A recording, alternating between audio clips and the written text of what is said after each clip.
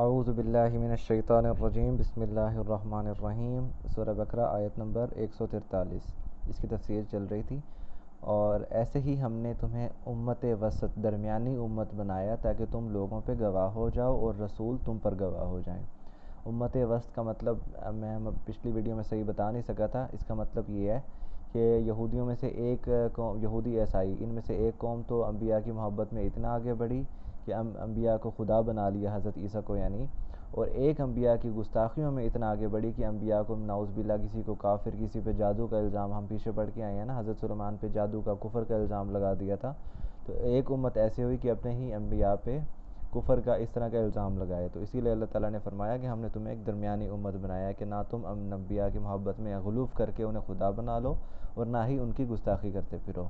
اور دوسرا اس آیت میں بتایا گیا کہ لِتَكُونُوا شُهَدَاءَ عَلَى النَّاسِ وَيَكُونَ الرَّسُولُ عَلَيْكُمْ شَهِيدًا، کہ لوگ تم لوگوں پہ گواہ ہو جاؤ اور رسول تم پہ، یعنی رسول کی ذمہ داری تھی پیغام تم تک پہنچائے، انہوں نے پہنچا دیا، تمہاری ذمہ داری ہے کہ تم پوری دنیا کے کافروں تک یہ پیغام پہنچاؤ، دین نافذ کر کے انہیں دکھاؤ کہ یہ دین ہمارا ہے اور اس پہ اس طرح عمل کر کے یہ فائدے ہیں اس کے، اور دنیا کے علاوہ آخرت میں بھی فائدے ہیں، یہ اللہ کا نظام ہے۔ تو یہ ایک گواہی جو ہمارے جو ہمیں یعنی امامت کا عہدہ سونپا گیا ہے، جیسے ہی ذمہ داری بڑی ہوتی ہے ایسے ہی سزا بھی بڑی ہوتی ہے، جیسے مرتبہ پڑا ہوتا ہے۔ جیسے قرآن پاک میں ہے کہ آپ صلی اللہ علیہ وسلم کی جو ازواج ہیں، جب ان کو حکم دیا گیا تھا کسی چیز کا اور انہوں نے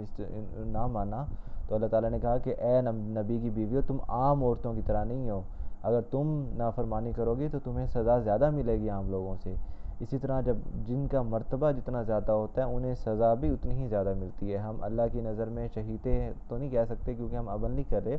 لیکن اگر ہم عمل کریں گے، دین کو نافذ کریں گے، تو ہم اللہ کی نظر میں چہیتے ہو جائیں گے، اور جو بندہ چہیتا ہوتا ہے اگر وہ غلطی کرتا ہے تو اس کی سزا بھی اتنی ہی زیادہ ہوتی ہے۔ تو یہ کنسیپٹ سمجھ لیں۔ آج جو بندے یہ دل میں سوچتے ہیں کہ ہم تو بس کلمہ پڑھا ہم جنت میں چلے جائیں گے، تو یہ محض خام خیالی ہے، کیونکہ جس کا رتبہ جتنا بڑا اس کی سزا بھی اتنی بڑی۔ تم چھوٹی سی سزا گناہ کرو گے اس کی سزا زیادہ ملے گی۔ وَمَا جَعَلْنَا الْقِبْلَةَ الَّتِي كُنْتَ عَلَيْهَا، اور ہم نے یہ قبلہ جو تبدیل کیا وہ اس وجہ سے نہیں کیا سوائے اس کے لِنَعْلَمَ، تاکہ ہم جان لیں، مَن يَتَّبِعِ الرَّسُولَ، کہ تم میں سے کون ہے جو رسول کی اتباع کرتا ہے، مِمَّن يَنْقَلِبُ عَلَىٰ عَقِبَيْهِ، اس سے جو اپنے ایڑیوں کے بل پھرتا ہے یعنی اپنا نافرمانی کرتا ہے۔ یاد رکھیں کہ پہلے جو قبلہ بنایا گیا تھا وہ بیت المقدس تھا۔ وہ بیت المقدس اس لیے شروع میں خانہ کعبہ اسی لیے نہیں بنا دیا گیا کہ یہ لوگ جو عرب کے لوگ تھے قریش کے، وہ اپنے عربیت پہ فخر کرتے تھے کہ یہ ہم تو خانہ کعبہ کے متولی ہیں،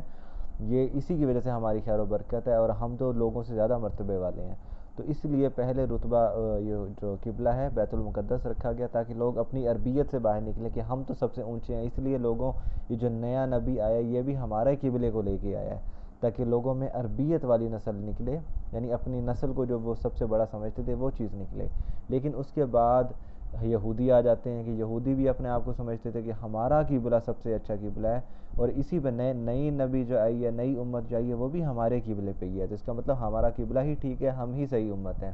تو وہ جو اتنے لمبے عرصے سے اپنے آپ کو صحیح امت سمجھتے ہوئے آ رہے تھے کہ ہم حق پہ ہیں، ہم اللہ کے چہیتے ہیں اور ہم دنیا کے امام ہیں،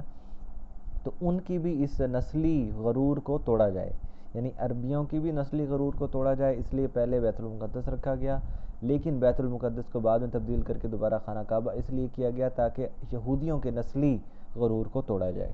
تو یہ جو کیا کہتے ہیں جو ہماری سمجھ میں جو آ سکتی ہے، وَإِن كَانَتْ لَكَبِيرَةً، اور یہ بہت ہی بڑی بات تھی، بھاری بات تھی، إِلَّا عَلَى الَّذِينَ، سوائے ان لوگوں کے حد اللہ جن کو اللہ نے ہدایت دی۔ یعنی عام طور پہ دیکھا جائے تو قبلے کا بدلنا اتنی بڑی بات نہیں ہے، یہ انہی کے لیے بڑی بات ہے جو جن کو اللہ نے ہدایت نہیں دی، جن کو اللہ نے ہدایت دی ان کے لیے اتنی بڑی بات نہیں ہے۔ وَمَا كَانَ اللَّهُ، اور نہیں ہے اللہ تعالیٰ، لِيُضِيعَ ایمانکم، کہ وہ تمہارے ایمان کو ضائع کر دے۔ لوگ پوچھتے تھے نا کہ اس سے پہلے رخ تبدیل کرنے سے پہلے کہ جو ہم نے نمازیں پڑھی ہیں وہ نمازیں ضائع تو نہیں ہو گئی، یعنی پہلے تو ہم نے خانہ کعبہ کی طرف رخ کر کے نہیں پڑھی، تو اللہ تعالیٰ نے کہا جو تم نے ہو گیا ہو گیا، اللہ تمہارے ایمان کو ضائع نہیں کرنے والا۔ ان اللہ بالناس، بے شک اللہ تعالیٰ لوگوں پہ لرعوف، رعوف کہتے ہیں بہت زیادہ محبت کرنے والا، رحیم بہت زیادہ رحمت کرنے والا ہے۔ اللہ تمہارے ایمانوں کو ضائع نہیں کرنے والا، بلکہ وہ تو اپنے بندوں پہ بہت زیادہ محبت کرنے والا اور بہت زیادہ رحم کرنے والا ہے۔ آج یہ ایک آیت ہی ہو چکی ہے، یہ چونکہ قبلے کا تجدید قبلہ تو یہ اہم چیز تھی، اس وجہ سے اس کو تھوڑی سی تفصیل سے بیان کیا جا رہا ہے۔ وَمَا عَلَيْنَا إِلَّا الْبَلَاغُ الْمُبِينُ۔